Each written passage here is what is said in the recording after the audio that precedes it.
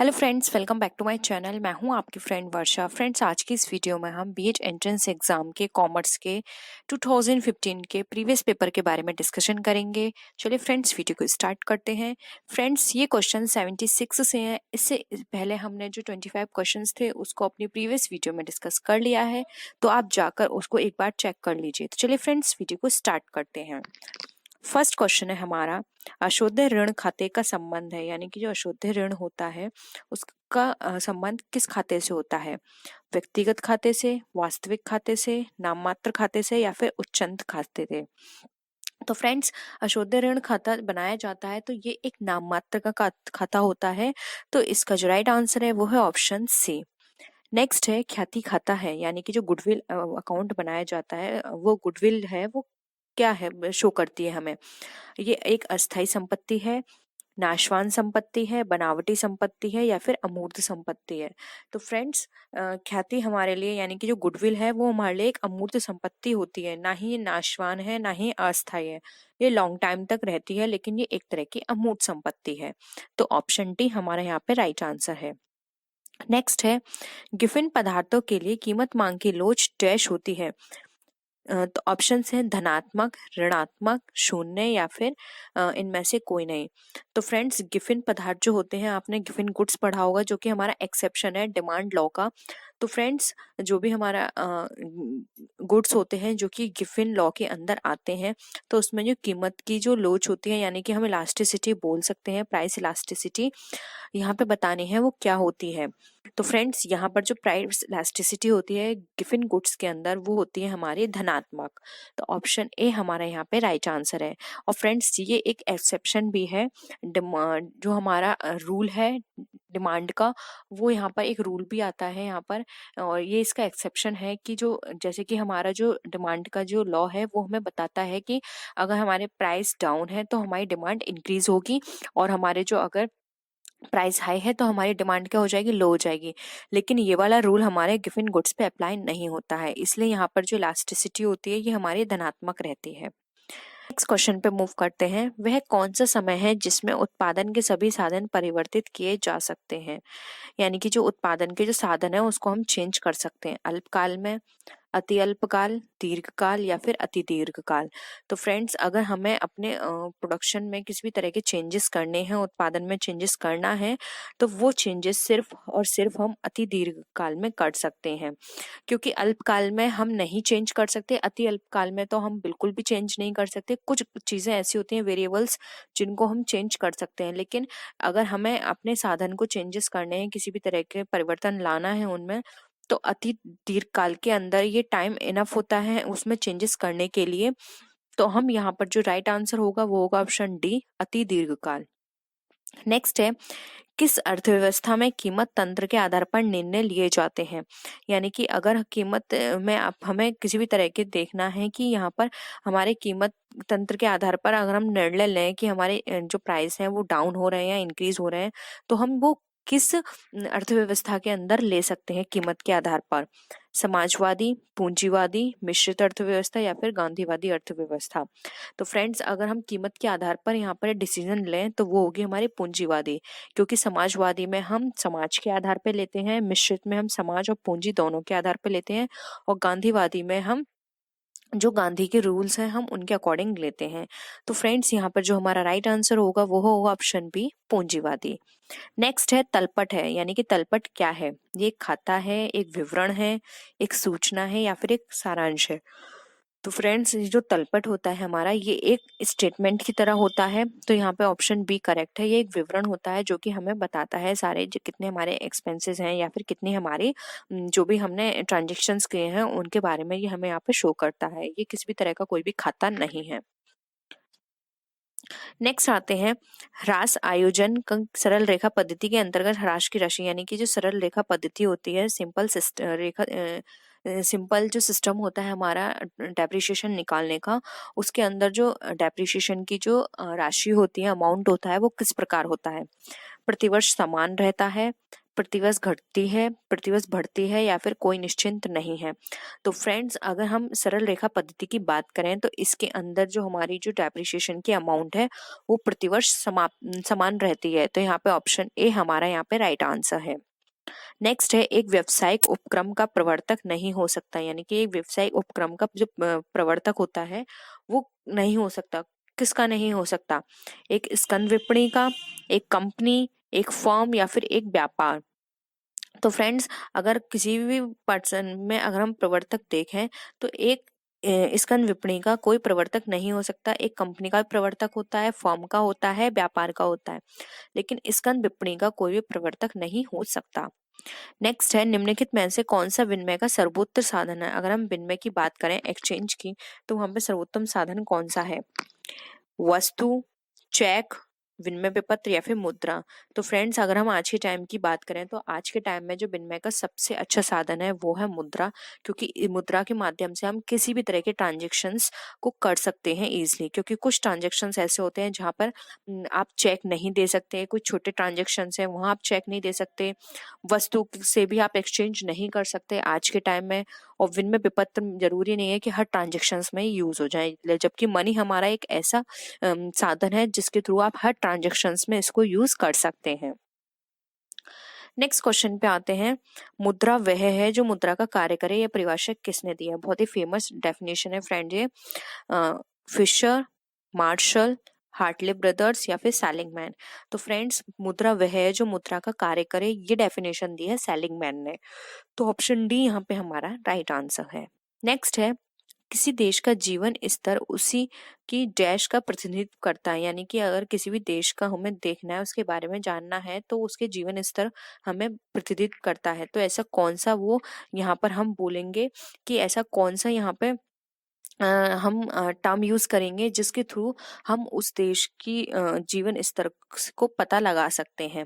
उस देश की प्रति व्यक्ति आय देखकर, गरीबी अनुपात देखकर, बेरोजगारी देखकर या फिर राष्ट्रीय आय देखकर। तो फ्रेंड्स अगर किसी भी देश का प्रतिनिधित्व करना है, जीवन स्तर देखना है, तो वहां पर प्रति व्यक्ति आय से पता चल जाएगा कि यहाँ पे पर कैपिटा इनकम इतनी है तो यहाँ के इस देश की जो स्थिति है वो इतनी होगी। तो एक पर कैपिटा इनकम के थ्रू हम यहाँ पे पता लगा सकते हैं। राष्ट्रीय आय से फ्रेंड्स इसलिए पता नहीं लगा सकते क्योंकि राष्ट्रीय आय में हम हर तरह के पर्सन्स होंगे, क्योंकि वहां पर क्या है इक्वल डिस्ट्रीब्यूशन नहीं हो पाएगा। प्रति व्यक्ति आय से हमें पता चल जाएगा कि उस देश की जो स्थिति है वो किस तरह की है। तो हम यहाँ पे पर कैपिटा इनकम, जिसको हम प्रति व्यक्ति आय भी बोलते हैं, वहां से हम उस देश के जीवन स्तर की पता लगा सकते हैं। नेक्स्ट क्वेश्चन पे आते हैं। भारत में राष्ट्रीय आय का प्रथम अनुमान डैश द्वारा लगाया गया था, यानी कि जो राष्ट्रीय आय का जो प्रथम अनुमान है वो किसने लगाया था? VKR वीराव ने, दादा भाई नौरोजी ने, JK मेहता ने या फिर गोरखनाथ सिंह ने। तो फ्रेंड्स अगर हम बात करें यहाँ पे कि जो राष्ट्रीय आय है उसका प्रथम अनुमान लगाया था तो वो थे दादा भाई नौरोजी। तो यहाँ पे ऑप्शन बी हमारा यहाँ पे करेक्ट आंसर है।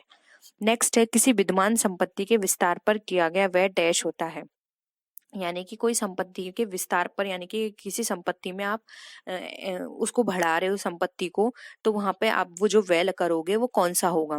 आयगत हानि, पूंजीगत लाभ, आयगत व्यय या फिर पूंजीगत व्यय। तो फ्रेंड्स अगर हम किसी भी संपत्ति को बढ़ाते हैं, उसमें विस्तार करते हैं, तो ये हमारा पूंजीगत व्यय कहलाता है। क्योंकि ये संपत्ति का जब हम बढ़ाएंगे तो ये क्या करेगा, हमें लॉन्ग टाइम तक ये हमें बेनिफिट करेगा, लॉन्ग टाइम तक हम इसका बेनिफिट उठा सकते हैं। तो ये हमारे पूंजीगत लाभ पूंजीगत व्यय कहलाते हैं। नेक्स्ट है साझेदारी फॉर्म का पंजीयन कराना डैश है, यानी कि जो साझेदारी फॉर्म, जो पार्टनरशिप फॉर्म होती है उसका पंजीयन कराना किस तरह का है, यानी कि डैश में हमें फिल करना है ऑप्शन के अकॉर्डिंग। ऑप्शंस है आवश्यक, गैरकानूनी, ऐच्छिक, अनिवार्य। तो फ्रेंड्स एक साझेदारी फॉर्म का पंजीयन कराना ऐच्छिक होता है। ये डिपेंड करता है पार्टनर्स पे कि वो अपनी फॉर्म का पंजीयन कराएं ना या ना कराएं। अगर फ्रेंड्स वो पंजीयन कराते हैं उन्हें कुछ बेनिफिट्स मिलते हैं, तो अगर वो नहीं कराएंगे तो उन्हें वो बेनिफिट्स नहीं मिलेंगे, लेकिन इसके अलावा उन्हें किसी भी तरह का कोई और लॉस नहीं होता है। तो ऑप्शन सी यहाँ पे हमारा राइट आंसर है। नेक्स्ट क्वेश्चन है अंशधारियों के दायित्व जाने जाते हैं। जो अंशधारी के दायित्व होते हैं वो किस तरह से जाने जा सकते हैं? अंकेक्षण प्रतिवेदन से, फॉर्म विवरणिका से, संस्था अंतर्नियम से या फिर संस्था विज्ञप्ति से। तो फ्रेंड्स अंशधारियों के जो दायित्व होते हैं वो हम ज्ञात कर सकते हैं जो संस्था की विज्ञप्ति होती है। तो ऑप्शन डी यहाँ पे हमारा राइट आंसर है। नेक्स्ट है प्रिंसिपल ऑफ इकोनॉमिक्स पुस्तक के लेखक कौन है, यानी कि जो फ्रेंड्स पुस्तक है प्रिंसिपल ऑफ इकोनॉमिक्स नाम से, उसको किसने लिखा है? मार्शल, जेबी से, एडम स्मिथ या फिर पीगू। तो फ्रेंड्स प्रिंसिपल ऑफ इकोनॉमिक्स पुस्तक लिखी गई है मार्शल के द्वारा। तो ऑप्शन ए यहाँ पे हमारा करेक्ट आंसर है। नेक्स्ट है द्विपक्षीय अवधारणा पर आधारित लेन देनों के लिखने की प्रणाली को कहा जाता है, यानी कि हम दो पक्षों की जो अवधारणा होती है लेन देन के लिए जो लिखते हैं हम अपनी पुस्तक में, उसको हम क्या बोलते हैं? दोहरा खाता प्रणाली, एकहरी खाता प्रणाली, दोहरा लेखा प्रणाली या फिर एकहरा लेखा प्रणाली। तो फ्रेंड्स जब हम दो पक्ष की अवधारणा के आधार पर लिखते हैं तो उसको हम बोलते हैं दोहरा लेखा प्रणाली, यानी कि डबल एंट्री सिस्टम, जिसमें दो साइड होती हैं एवरी ट्रांजेक्शन्स की। एक होता है डेबिट, दूसरा होता है हमारा क्रेडिट। ऐसा कोई भी ट्रांजेक्शन्स नहीं होगा जिसका एक साइड होगी। Every transactions has its debit and credit side. Next है मौद्रिक नीति डैश की नीति को इंगित करती है, यानी कि जो मौद्रिक नीति होती है वो हमारी किस नीति को बताती है? सरकार की नीति को, वाणिज्यिक नीति को, केंद्रीय बैंक की नीति या फिर विदेशी बैंक की नीति। तो फ्रेंड्स मौद्रिक नीति इंगित करती है केंद्रीय बैंक को, और ये केंद्रीय बैंक ही बनाती है, और जो कि हमारी है आरबीआई। ये बताती है कि हमारे देश की जो मौद्रिक नीति है वो किस तरह की है। केंद्रीय बैंक इसको मेंटेन करके रखती है।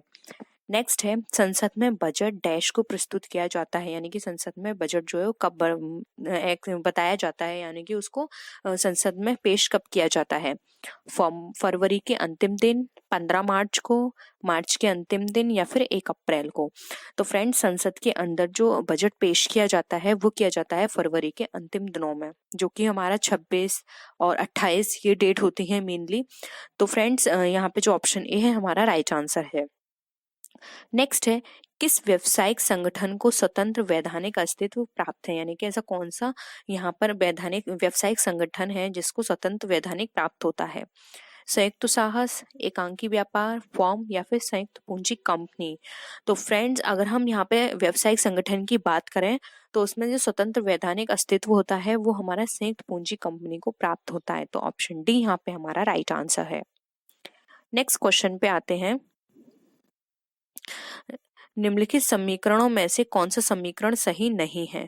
तो हमें बताना है इसमें से कौन सा सही नहीं है। पूंजी इक्वल टू संपत्तियां माइनस दायित्व, जो कि गलत है हमारा। फिर है संपत्तियां इक्वल टू पूंजी माइनस दायित्व, फ्रेंड्स ये भी गलत है। संपत्तियां इक्वल टू वो दायित्व इक्वल टू संपत्तियां माइनस पूंजी, ये भी गलत है। फिर है संपत्तियां इक्वल टू दायित्व प्लस पूंजी, फ्रेंड्स ये सही है। तो ऑप्शन डी यहाँ पे हमारा राइट है। इक्वेशन संपत्तियों को अगर हम रखें एक साइड और दायित्व प्लस पूंजी को एक साइड रखें तो हमारा यहाँ पे टोटल जो है वो बैलेंस यहाँ पे इक्वल रहता है। तो यहाँ पे ऑप्शन डी हमारा करेक्ट है।